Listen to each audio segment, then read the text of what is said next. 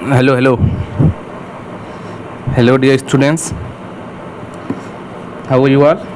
I hope each and everyone is doing absolutely good. My name is Ravi Prakash. Here, going to take you a English poem of class 10th, whose chapter name is Dust of Snow, which is written by Robert Frost. तो आज की इस video में हम लोग देखने जा रहे हैं क्या, dust of snow. Dust of snow, जैसा कि आप लोग ये चैप्टर देख रहे हैं, चैप्टर का जो नेम है डस्ट ऑफ स्नो, जो कि रॉबर्ट फ्रॉस्ट के द्वारा लिखा गया है। ये एक इतना छोटा पोयम है, इतना छोटा पोयम है, जो कि 8 लाइन का ये पोयम है। और इस पोयम में कवि ये कहना चाहते हैं, इस कवि का थीम ये है कि जो कवि हैं इसमें, जैसे कि किसी भी व्यक्ति का जो बुरा समय चल रहा होता है, एक पल में कब बदल जाएगा उसका, उसी के बारे में यहाँ जिक्र हो रही है। जैसे इस कविता में, जो पोएम में जो कवि का जो मूड है कैसे चेंज हुआ है, उस चीज़ के बारे में हम लोग देखने वाले हैं। जैसे इस कवि में यह बताया गया है कि कवि बहुत उदास बैठे होते हैं, ठीक क्या, कभी बहुत उदास बैठे होते हैं किसके, हेमलॉक ट्री के नीचे। हेमलॉक ट्री क्या है, एक पॉइजनस क्या होती है, प्लांट है, उसी के नीचे बैठे रहते हैं, ठीक है। और उसके ऊपर क्या आता है, कौवा आके बैठता है, ठीक है। और कौवा जब उड़ता है तो जो ट्री है उसके ऊपर से क्या होता है, जो आइस होती है, स्नो होता है, वो क्या होता है, जो पोएट होते हैं उनके सर पे गिर जाता है, ठीक है। एक यही छोटा सा पल क्या करता है, उनका मूड को चेंज कर देता है। किनके मूड को, पोएट के मूड को। तो इसी के बारे में हम लोग देखेंगे कि कैसे कोई भी एक छोटी सी घटना इंसान के जो मूड को बदल दे, उसी चीज़ के बारे में हम लोग क्या करने वाले हैं, देखने वाले हैं। तो शुरू करते हैं अपना ये चैप्टर, ये जो कि डस्ट ऑफ स्नो, ये समरी है डस्ट ऑफ स्नो की, जो कि dust of snow by Robert Frost के द्वारा लिखी गई है। ये पोयम के 2 स्टैंजा कंटेन करती है। Each stanza is made of 4 lines. दोनों जो एक स्टैंजा है वो मेनली 4 लाइन का हुआ है, ठीक है। और यहाँ पे यही चीज़ देखने वाले हैं हम लोग, ठीक है।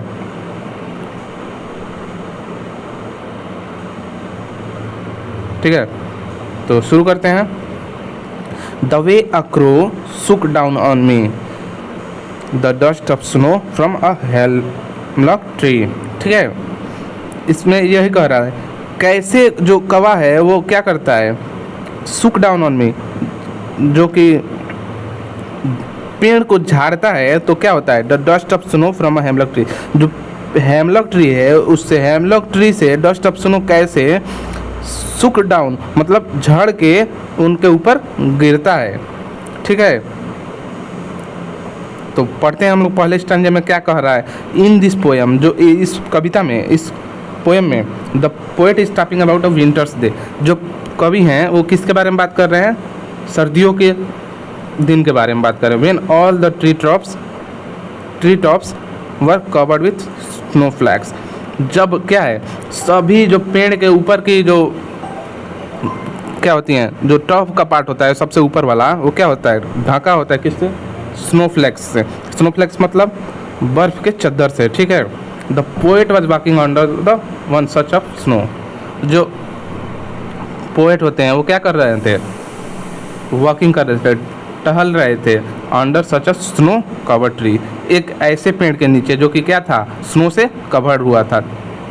This was a hemlock tree. और वो कौन सा पेड़ था, हेमलॉक ट्री था, ठीक है। The hemlock tree is usually associated with poison. जो हेमलॉक ट्री है वो किससे एसोसिएट है, मतलब उसको जैसे माना जाता है कि वो क्या है, पॉइजनस प्लांट है, टॉक्सिसिटी होती है उसमें, जहरीलापन होता है, ठीक है।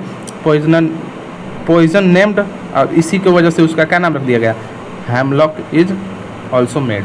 और ठीक उसी से क्या बना है, हेमलॉक बना हुआ है। दस this tree can not be associated with anything positive. और इस तरीके से जो ट्री है, ट्री के बारे में जो कुछ भी बताया गया है वो पॉजिटिव नहीं बताया गया है। हाउ एवर, इस प्रकार जो क्रो है came and set down on this tree, ठीक उसी तरह एक कौवा आता है, क्या करता है, बैठ जाता है किस पे, उसी पेड़ पे जिसके पेड़ के नीचे कभी बैठे होते हैं, ठीक है।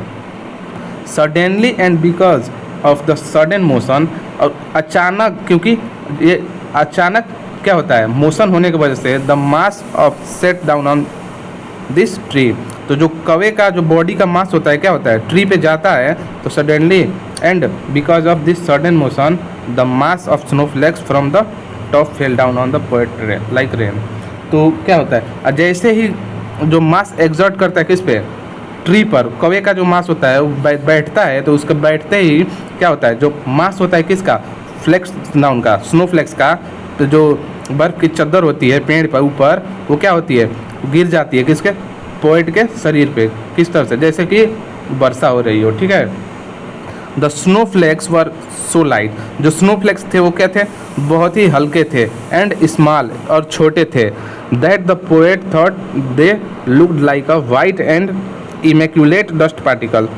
इससे कभी क्या सोचे, ये तो कैसे थे, बहुत हल्के थे, बहुत छोटे थे, that the poet thought that they looked like a white and immaculate dust particle, और उन्हें लगा कि ये जो है क्या, एक मामूली सा क्या है, डस्ट पार्टिकल है, सफ़ेद सा, ठीक है।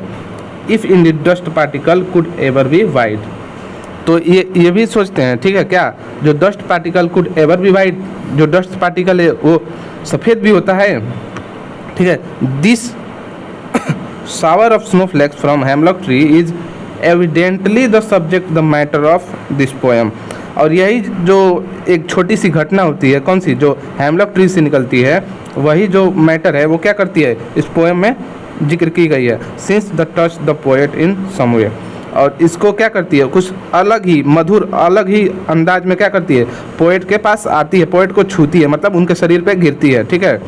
अब आते हैं हम लोग दूसरे स्टैंजा पे। दूसरे स्टैंजा क्या कह रहा है, has given my heart a change of mood and saved some part of day I had rued. क्या कर रहा है, हैज़ गिवन माई हार्ट, क्या हुआ, has given my heart a change of mood and saved some part of a day I had rued, ठीक है। अब इस स्टांजा में देखते हैं हम लोग सेकेंड स्टांजा में पोएट क्या एक्सप्लेन करते हैं, exactly in what the shower of snowflakes had effect on him, had an effect on him, जैसे कि जो स्नोफ्लेक्स था, गिरा था जैसे उनके ऊपर, तो उसका जो प्रभाव था, he says that it changed his mood, वो कहते हैं कि इससे क्या हुआ, ये जो बर्फ़ का जो छोटा सा टुकड़ा गिरा, उससे क्या हुआ, इनका मूड चेंज हो गया। Earlier he had been despairing, वो बहुत ही डिस्प्रेस, मतलब थोड़ा क्या बोल सकते हो उसको, सप्रेस थे एकदम, जैसे डिस्परेट मोड में थे, ठीक है। But the shower of snowflakes falling on him, जैसे ही वो क्या हुआ, जो गिरा, क्या स्नोफ्लेक्स गिरा उनके शरीर पर, all of a sudden gladdened his heart, और उनके दिल में क्या हुई, एक तरह से खुशी उत्पन्न हुई, ठीक है।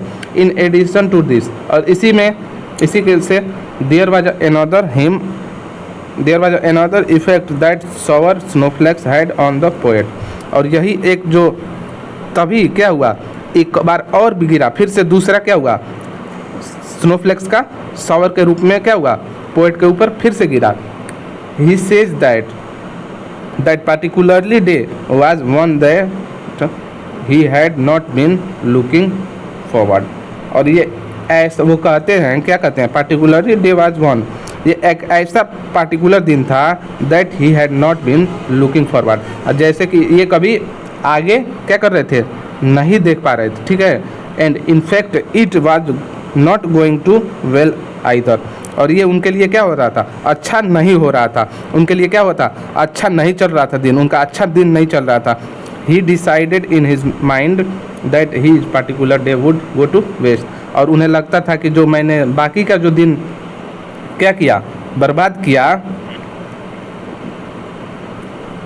How ever the shower of dust like snow, जैसे जो शावर था डस्ट लाइक स्नो का जो डस्ट जैसे दिखने वाला क्या था, फ्लेक्स था, स्नो फ्लेक्स था। His shoulder change his mind, तो उनका क्या कर दिया, दिमाग को, मूड को क्या कर दिया, परिवर्तित कर दिया। It made him feel that the day had been complete waste, और उनको जो पूरा दिन को बर्बाद होने से क्या कर दिया, बचा लिया। जैसे उनका जो पूरा दिन बर्बाद हो रहा था, आधा दिन तो बर्बाद हो चुका था, और बैठे थे जब पेड़ के नीचे, तो जैसे ही स्नोफ्लेक्स गिरा उनके शरीर पर, तो उनका जो थोड़ा ग्लैड खुशी महसूस हुई, ठीक है। और उसके बाद फिर एक बार और गिर गया, तो उसके गिरने से जो पोएट का जो मूड था वो चेंज हो गया, और चेंज होने से जो उनका बाकी का जो बर्बाद हो रहा दिन था वो क्या हो गया, रेस्ट ऑफ द डे बच गया, बर्बाद नहीं हुआ। At least some part of the day had been pleasant, और उनका लास्ट में क्या हुआ, जो बचा हुआ दिन था उनके लिए बहुत ही प्लीजेंट हो चुका था, ठीक है। Since it had given him a new experience, और यही इस प्रकार जो उनको क्या मिला, एक नया अनुभव मिला, that he could treasure as well as material for another, और जो कि ये क्या दूसरों के लिए भी ये क्या करते खुशी का प्रतीक बन गए, ठीक है। Another one of his wonderful poetic composition, और अपने इस क्या वंडरफुल अमेजिंग जो है एक सुंदर और पोएटिक कंपोजिशन में क्या हो गए, शामिल हो गए, शामिल नहीं, जैसे कि वंडरफुल पोएटिक, एक बहुत ही अच्छा पोएटिक कंपोजिशन, मतलब इस कविता को उस कंपोजिशन में रख दिए जैसे कि काव्यिक जो होती है उस किस दूसरे मटेरियल में, ठीक है। Quick revision notes, quick revision notes मतलब जो ऊपर पढ़े हम लोग एक बार उसको क्या करते हैं जल्दी से रिवीजन कर लेते हैं। Quick revision note, the poet was sitting on the hemlock tree, poet कहाँ बैठे थे, हेमलॉक ट्री के नीचे, किसके नीचे, हेमलॉक ट्री के नीचे। He was upset and his day did not going too well, वो अपसेट थे और उनका जो दिन चल रहा था वो कैसा चल रहा था, बहुत ही अच्छा नहीं चल रहा था। Suddenly a crow sitting on tree sex, और जैसे ही अचानक क्या हुआ, crow sitting on the tree, जैसे ट्री के जो ब्रांच होते हैं, शाखा होते हैं, उस पर क्या हुआ, आके एक कौवा बैठा, the tree and fine particles, और जैसे बैठा तो उसमें से जो फाइन पार्टिकल्स थे, स्नोफ्लेक्स थे, वो क्या हुए, snow from the falls down the poet, तो क्या हुआ, पोएट के ऊपर क्या हुआ, गिर गया, ठीक है। The soft and cold touch, जो एक मुलायम सा, एक ठंडा सा जो महसूस हुआ किसको, स्नो का, चेंज द पोएट को, तो वो क्या कर दिया, पोएट के मूड को ही चेंज कर दिया, और सैड टू हैप्पी, तो क्या हुआ पोएट पहले सैड थे फिर हैप्पी हो गए, इस प्रकार से उनका मूड क्या हुआ, चेंज हो गया। He starts feeling soothed and refresh, और वो पहले से क्या हुए, बहुत ही फ्रेश और ताज़ा तंदुरुस्त महसूस कर रहे थे, ठीक है। In this way simple moment, इस प्रकार से, इस तरीके से एक छोटी सी घटना क्या कर दी, प्रूफ सिद्ध कर दी कि तो सिग्निफिकेंट, वेरी सिग्निफिकेंट, बहुत ही क्या है, महत्वपूर्ण है, and save rest of the day, और उनका जो बाकी का दिन था वो बचा दिया, from the being wasted to the held in regret, ताकि ये रिग्रेट ना हो कि आज कि मैंने पूरा दिन बर्बाद कर दिया, ठीक है, और रिग्रेट होने से क्या कर दिया, बर्बाद होने से बचा लिया पूरा दिन। The poem describes very simple happening in the very simple words, क्या पोएम क्या डिस्क्राइब करता है, वेरी सिंपल हैपनिंग, एक छोटी सी घटना एक छोटी सी शब्दों में क्या कर दिया है, लिखा गया है, पोएट ने लिखा है, ठीक है। It tells us that sometimes even a small incident may prove to be of a larger significance, एक इस कविता में यही कहा गया है कि कुछ समय जो छोटी घटनाएं होती हैं वो क्या होती हैं, कारण बन जाती है किसी बड़े सिग्निफिकेंस का, ठीक है। The poet is upset in the beginning, poet क्या थे, शुरू में अपसेट थे of the poem, but small incident falling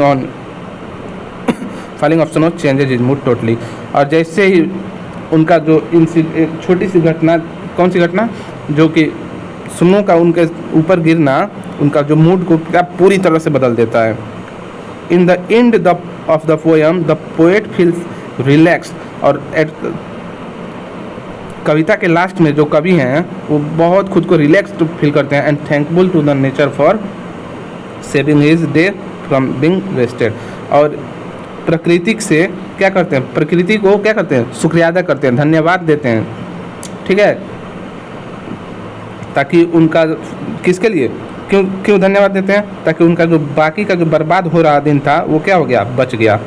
इस तरह से जो हमारा ये रॉबर्ट फ्रॉस्ट के द्वारा लिखा गया जो पोएम है ये ख़त्म होता है, और आप लोग इसको करके अपने प्रिपरेशन में एक 4 चांद लगा सकते हैं, ठीक है। और अभी तक नए हैं तो इस वीडियो को देख रहे हैं तो देखने के बाद अपने दोस्तों के पास भी शेयर कीजिए, और चैनल पर नए हैं तो सब्सक्राइब ज़रूर कीजिएगा, क्योंकि मुझे बोलना अच्छा नहीं लगता है कि सब्सक्राइब करें।